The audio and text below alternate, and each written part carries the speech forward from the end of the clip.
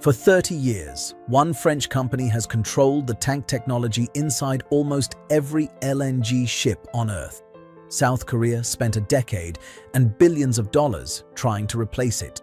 That attempt just ended with a $204 million court judgment.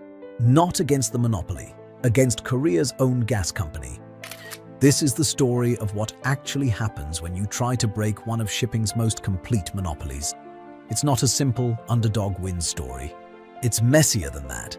A decade-long engineering failure, a lawsuit between two companies that were supposedly on the same side, and a brand new second attempt that just won its first real victory on a ship a fraction of the size that actually matters in this market.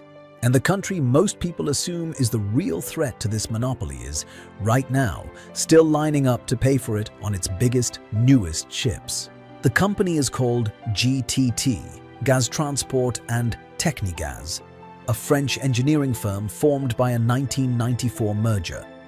That, by its own description, is the sole supplier of the membrane technology used to build the cargo tanks inside almost every large LNG carrier on the water.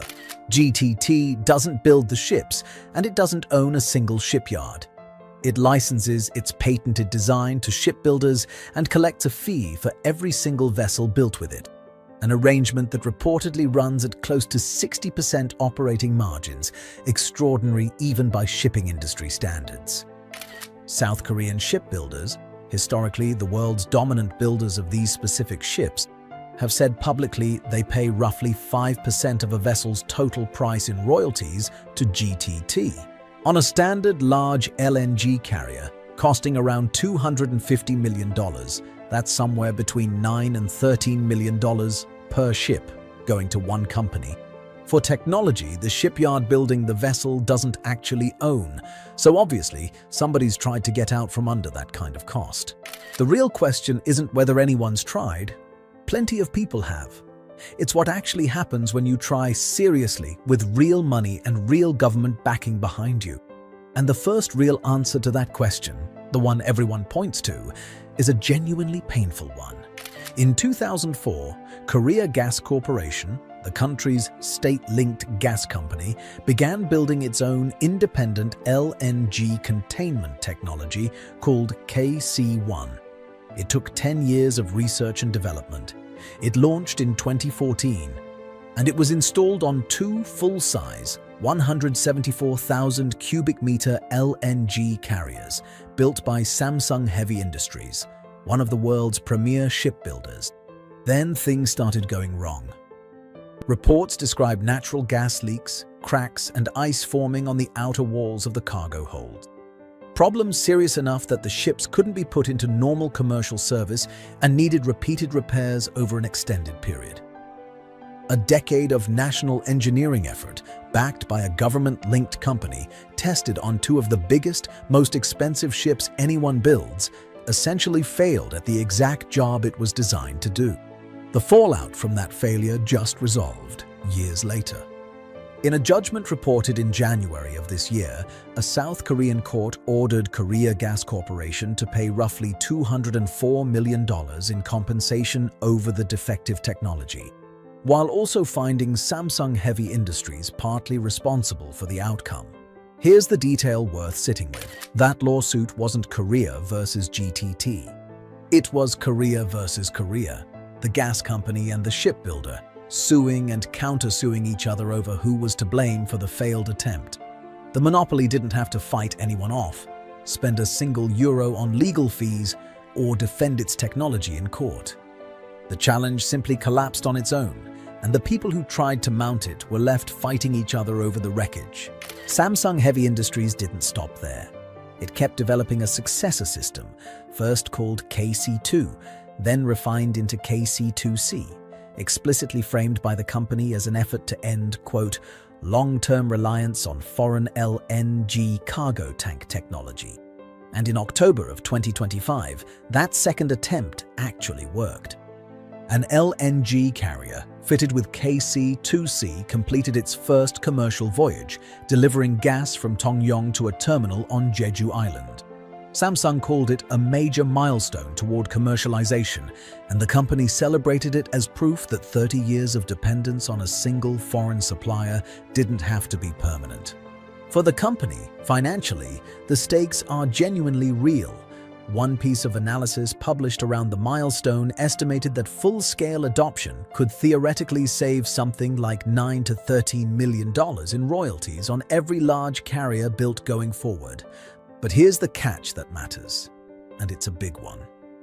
That milestone ship was a 7,500 cubic meter LNG carrier, built for a short domestic coastal route.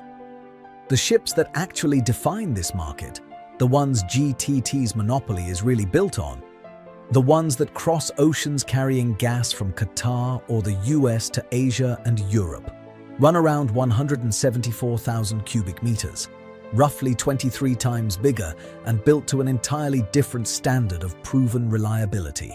KC2C has proven it can work. It hasn't yet proven it can work at the scale or under the conditions that would actually threaten GTT's core business. And here's the part that really complicates the story people like to tell about this. China is usually cast as the real long-term threat to GTT, the country with the shipbuilding scale and industrial ambition to actually force a change. And China has genuinely invested in domestic capability, a fully domestic cryogenic valve supply chain, build times falling from around 40 months down to 16, annual output climbing from roughly 1 delivery every 3 years to about 11 a year. That's a real serious industrial build-out, not a token gesture. But look at what China's own dominant LNG shipyard is actually doing with its biggest, newest, most prestigious ships right now. In June of this year, GTT announced a new order from that exact shipyard, Hudong Zhonghua, for tank designs on more large carriers, and the single largest LNG carrier currently under construction anywhere in the world, a Chinese-built ship, nearly 272,000 cubic meters. Part of a record-setting order from Qatar, is equipped with GTT's own latest membrane system. The country most people assume is quietly plotting to replace GTT is, on its flagship vessels, still choosing to pay GTT. So pull all of that together, and here's the honest state of play. Two countries, decades of combined effort, billions of dollars in research and shipbuilding investment, a failed first attempt that ended in a 9-figure lawsuit between allies rather than rivals, and one genuinely real but small-scale success that hasn't yet been tested on the ships that actually matter to the bottom line. Meanwhile, the company at the center of all of it keeps collecting royalty checks from both of the countries, supposedly trying hardest and most publicly to replace it.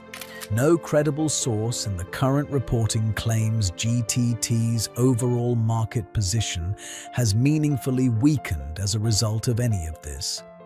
The monopoly isn't unchallenged. People are clearly, seriously, expensively trying. It's just, so far, unbroken.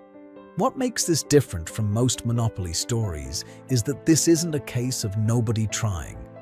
Real engineers, real government money, real national pride and industrial policy have all gone into breaking this specific hold on the LNG shipping industry.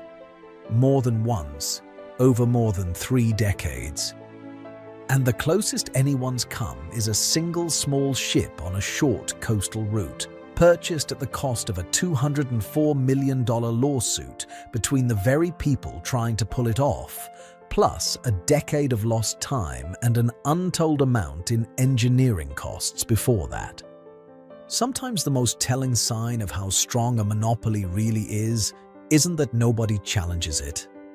It's what happens to the people who do, and how little it actually costs the monopoly to watch them try. One company, one piece of patented steel and insulation still quietly taxes almost every LNG ship on the planet, and the two countries with the best shot at changing that are still, for now, paying the toll. If you want to see what happens when an entirely different kind of shipping monopoly gets challenged, not by engineers, but by regulators. That video's on your screen right now. Thanks for watching.